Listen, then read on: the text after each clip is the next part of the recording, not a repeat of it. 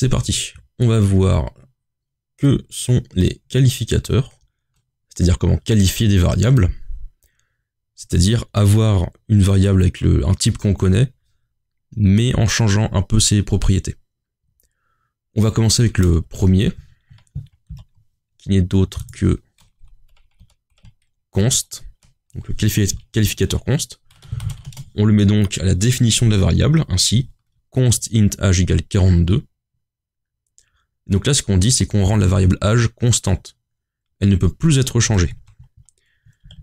Si je tente, dans le code après, de modifier sa valeur, donc là je mets à 43, en compilant, je vais donc avoir une erreur, une parce que j'ai oublié un point virgule. Voilà, et surtout, deux, parce que je tente de modifier la valeur d'une variable qui est constante, hein, elle est en read-only. Donc à partir de là, évidemment, je vais avoir des problèmes.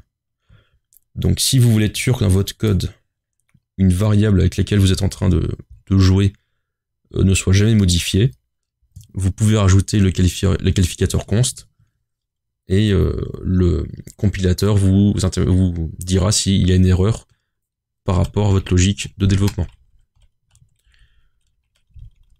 Maintenant, on va voir pour changer la taille des variables. C'est-à-dire combien est-ce qu'elles prennent d'espace en octets dans la machine. On se rappelle les int, c'était 4 octets. Et ben en fait, on peut changer cette taille. Par exemple, si je mets short, cette fois-ci, je vais avoir une variable qui va tenir sur 2 octets, c'est-à-dire 16 bits.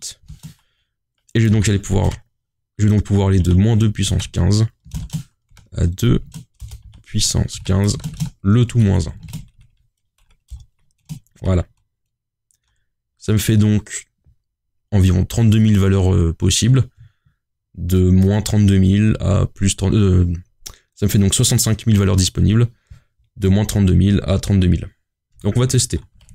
Si je veux l'afficher dans printf, je dois mettre HD pour pouvoir dire je joue avec un short. Et à la compilation, tout va bien. Mais on va tester un truc. Que se passe-t-il si je mets la valeur maximum, c'est-à-dire 32 767? Je l'affiche normalement. Et puis là, je dis âge, c'est égal à lui-même, plus 1.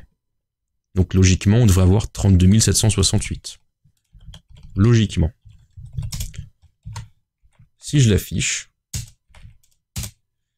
et bah tiens, je vois que je passe à la valeur minimum.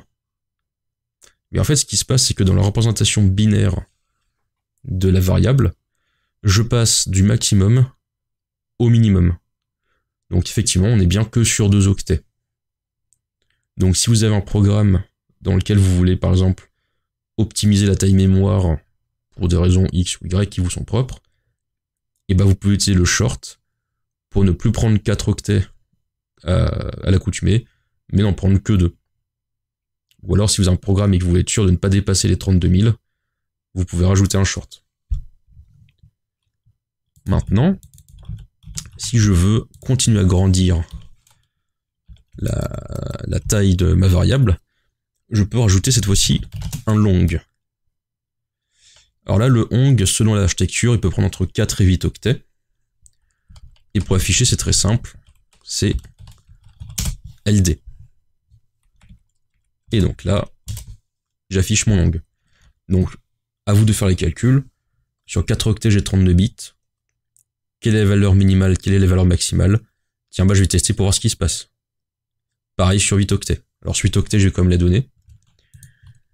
Pour avoir 8 octets, je rajoute encore un long, donc j'ai un long int. Et donc cette fois-ci, j'ai 8 octets, soit 64 bits. Et je peux donc aller de -2 puissance 127 à 2 puissance 127, le tout -1. Ça me fait donc 18 trillions de valeurs possibles, en allant de -9 trillions à 9 trillions, environ. Et donc, si je veux afficher ce type de variable, je dois faire %LLD. Et effectivement, je peux compiler, je peux exécuter, et tout va bien. Donc là encore, à vous de faire le test. Que se passe-t-il si je mets la valeur max, c'est-à-dire 2 puissance 127 moins 1, donc 9 trillions et quelques. Et si en ajoutant 1, est-ce que je vais passer à moins 9 trillions? À tout ceci, au short, au long, au int, on peut rajouter encore d'autres qualificateurs, par exemple unsigned. Ici, unsigned, ce que ça veut dire, c'est qu'on va enlever le signe de la variable. Elle ne pourra plus être signée. Par exemple, le signe moins. Enfin, par exemple, c'est le signe moins que l'on supprime. Donc maintenant, notre variable ne peut avoir que des valeurs positives. Ce qui veut dire que avec un unsigned int, on est toujours sur 4 octets, donc 32 bits. Mais on va cette fois-ci aller de 0 à 2 puissance 32, le tout moins 1. Donc on a toujours 4 milliards de valeurs différentes possibles. Mais cette fois-ci, on démarre de 0. Et au lieu d'aller à 2 puissance 31 moins 1, on va à 2 puissance 32 moins 1. Donc ça c'est utile si on commence à jouer avec des variables qui n'ont pas besoin d'aller dans le négatif. Et pour l'afficher, c'est tout simplement %U pour unsigned. Et si je l'affiche, tout fonctionne. Alors juste pour voir, que se passe-t-il si je mets 0 ? Non, c'est pas ça que je voulais faire. Voilà. Et qu'entre temps, je dis âge est égal à moins 1. Alors pourtant, on a dit que ça peut pas aller dans le négatif. Hein. On va tester. Et hop, ça nous affiche la valeur maximale. On passe donc à 4 milliards et quelques. Très bien. Ce qui est bien avec unsigned, c'est qu'en plus, on peut encore le mélanger avec les autres types qu'on a vus avant. Donc je pourrais faire unsigned long int. Et donc là, pour l'afficher, ça serait LLU, un long unsigned. Et donc là, on pourrait aller de 0 à 18 trillions. Là, si je teste, on compile, on exécute, et voilà. Je passe de 0, je vais dans le négatif, mais je suis sur un unsigned.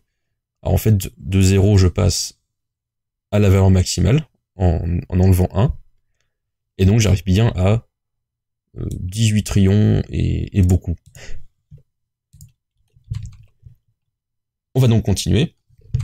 Alors, on peut se dire, une remarque intéressante, si il existe unsigned, est-ce qu'il existe signed? La réponse est oui. Sauf que signed, en fait, il est implicite. C'est-à-dire que quand j'écris int comme ça, le signed est automatiquement attribué à la variable. Alors, à moins de changer la compilation et de dire que c'est implicitement de l'unsigned, et donc il faut faire du signed pour changer la variable, ou que ce soit encore un autre truc exotique qui change la façon compilatoire de s'exécuter, vous n'avez normalement pas besoin d'écrire signed dans votre code. Et en parlant justement d'implicite, j'écrivais tout à l'heure des choses comme short int ou long int. En fait, il n'y a pas besoin d'écrire int à ce moment-là si j'écris long short âge égale 0 ou long year égale quelque chose d'autre. Voilà. Ça remonte à loin, l'année 199 quand même. Et en fait, automatiquement, ça va être du int. Maintenant donc, si je veux afficher des tailles de variables, mettons, je vais donc utiliser un printf, size is, ici je vais mettre %d, et au-dessus, je vais créer une variable qui va s'appeler size, tout simplement, int, size égale, et là j'écris size of, et size of en fait c'est un mot-clé du langage C, où dedans je peux donner des informations. Par exemple, si j'écris int, il va me donner la taille d'un int en octets. Je compile. Ah oui, j'ai mis un... Donc je mets le size. Voilà. Et donc la size d'un int, c'est 4 octets. Si j'écris long int, une size de 8. Si j'écris car, une size de 1. Je peux remplacer par des variables. Donc si je fais int age égale 42, mais que je veux voir la size of age, je peux donc voir que age a une taille de 4 octets. Donc grâce au mot-clé size of, je peux avoir la taille en octets des types de variables ou des variables. C'est la fin de la vidéo sur les qualificateurs en langage C. On se retrouve à la prochaine vidéo.